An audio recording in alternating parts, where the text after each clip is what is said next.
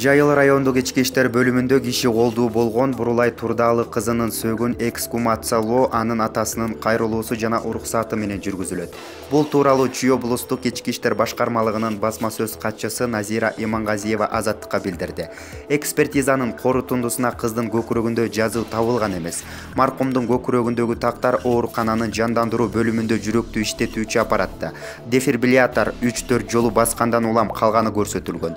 Экспертизанын жыйынтыгы саламаттык сактоо министрлигине караштуу соттук медициналык экспертиза борбору тарабынан чыгарылган жана ал ички иштер министрине баш ийбейт. Эгер ата-энеси кыздын сөөгүн эксгумация кылууну өтүнүп кайрылса, ал кайра эле анын уруксаты менен мыйзам чегинде жүргүзүлөт. Буга чейин Бурулай Турдаалы кызынын ата-энеси анын сөөгүн эксгумациялоону талап кылган. Мындай кадамды экспертизанын жыйынтыгына макул болбогону менен түшүндүргөн. Маркумдун ата-энеси жакындары менен милициянын ортосундагы ача пикир кыздын денесинде жазуу болгон деген маалымат менен байланыштуу. Быйыл 27 майда Жайыл райондук ички иштер бөлүмүндө медициналык коллеждин 20 жаштагы студенти Бурулай Турдаалы кызы бычакталып өлтүрүлгөн.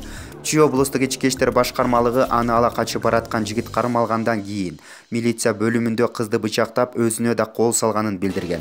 Окуядан кийин маркумдун жакындары анын көкүрөгүндө N+B деген жазуу жана крест болгонун жарыялап, милиция бул айтылганды четке каккан.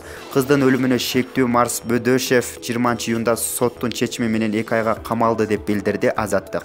Булак Назар Ньюс KG.